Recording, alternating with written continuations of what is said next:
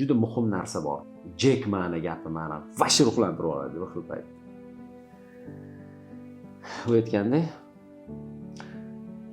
нам сейчас плохо. Завтра еще может быть хуже.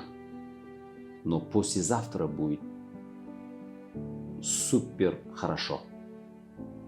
Потому что завтра вечером большинство сдадутся. Нам нужно только потерпеть. Sabr kerak. Risk va sabr. Bu bilan nima demoqchi? Insonni qanchalik darajada shuni o'yinni qoidasiga rioya qilib uzun turishi. Mana ko'p katta muvaffaqiyatga erishgan insonlarning hayotini o'rganganimda shunga amin bo'lganman. Sekin o'sish bo'lgan. Самое главное u insonlar to'g'ri yo'lda bo'lgan, to'g'ri transformatsiya sekin bo'lgan. Ko'pchilikda sabr yetmaydi. O'sishim juda ham sekin. Na samom деле inson agar to'g'ri yo'lda bo'lsa, sekin o'sish bu juda katta o'sish o'zi. Sekin o'sib 15 yil, 16 yildan keyin резкий tepaga o'sish boshlaydi. Nimagaki sila накопительный effekt ishlashni boshlaydi. Insonni haligi o'sib borib, xullas aytaylik, mana tilla misolida. Tilla yerdan qazib olinadi. Cho'q qilib eritilinadi, uriladi, shlifovka qilinadi, qancha narsadan o'tadi-da, keyin seyfda turadigan yoki servantda turadigan narsaga aylanadi. Xuddi odamda biznesmenning puti ham xuddi shunaqa. Sekin har xil o'nqir-cho'nqirlarga kirib chiqib, keyin sekin o'sib ketadi. Buning uchun o'sha formula 10 часов meni juda ham ruhlantiradi. Действительно shunaqa qanchalik darajada qancha krizis sikllari pastga tepaga yurishiga chidamli bo'lish.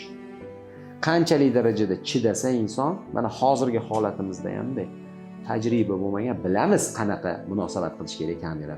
Lekin shu narsani nechtadir qilgandan keyin уже odamda odatga aylanmoqda ochilyapti. Xuddi shunaqa biznesda ham qanchalik darajada siz uzoq muddat o'ynadingiz bu o'yinni. Qanchalik uzoq o'ynadingiz. 15 yildan o'ynaganingizdan keyin o'zi mana misol uchun inson biznesda aytaylik 3 yil bilan 3 yil 5 yil shug'ullangan ishida endi tushunishi boshlaydi-da. Keyin bir 7 yil, 5 yildan 7 yilgacha shug'ullanganda уже разбираться qilishni boshlaydi u narsada.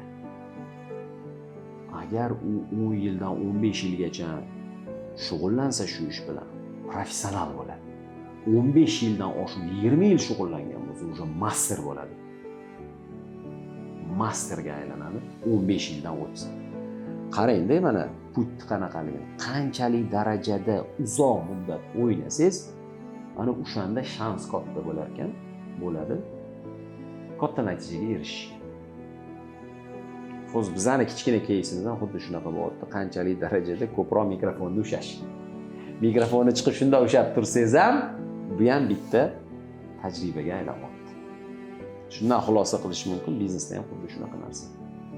Qanchalik uzoq o'ynash. Jek Ma bekorga aytmagan o'shani. Самое главное, hozir ko'p pul topmasak ham ushlanib tursak bo'ldi. Mana misol uchun Bezosda ham necha yildir foyda olmagan kompaniya. Jek Bezos ham unaqa foyda olmagan Amazon. Ana keyin katta foydaga kirib ketgan. Самое главное, boshida anaqa видение, ishonch kuchli bo'lgan kelajakka. Uzoq muddat shu o'yinni o'ynash. Bu mishleniyani aniq qilish uchun odamning mishleniyasida aslan eng qiyin narsa odamning mishleniyasini o'zgartirish. Mishleniyani o'zgartirish bu eng qiyini. Eng qiyin narsa bu. Bu sekin o'zgaradigan narsa. Mishleniyani shunday o'zgartirib qo'yish qiyin. Buning uchun vaqt kerak. O'zi maqsad bu lичный brendingiz amaliy o'zini ustida ishlab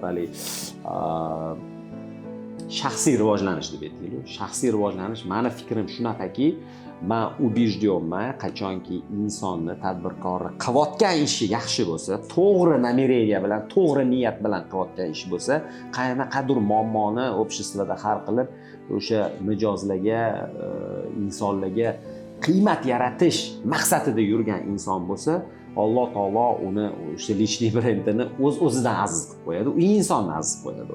Shuning uchun asosiy намерение shu. Bu lичный brend qilib hali bu odamlarga знаменитый bo'lish yo'q, menda bo'lmagan unaqa narsa. Izначально bo'lmagan u. Nimaiki boshida o'zimchalik anaqa qilayotganda o'zim kameraga olib ham qilganman-da. Shuning uchun bu narsa asosiy maqsad emas. Asosiy maqsad shuki, shu qilayotgan ishimizni chiroyli qilib turib, ozgina ulashish. Kimdir meni qachondir zarazit qilgan yoshligimda. Qanaqadir bir urovingga chiqqanda kimdir zarazit qilgan, ruhlantirib. Xuddi shu narsa hayotimda rosa keysli bo'lgan. Moskvada o'sha logistika kompaniyamiz bo'lgan, eksport import bilan Yevropa bilan shug'ullangan paytimizda Moskvada ishlab yurgan bolalar bilan ko'rib, ularga nimadir o'rgatib, ozgina o'zimiz bilgan narsa bilan ularni u odamlar voy shunaqa qilish kerak, mana shu odam aytib turib qilib natijalarga erishgan. Ko'rganman ko'zim bilan, odam xohlasa o'zgarar ekan deb turib, keyin sekin bu narsani qilish kerak ekan.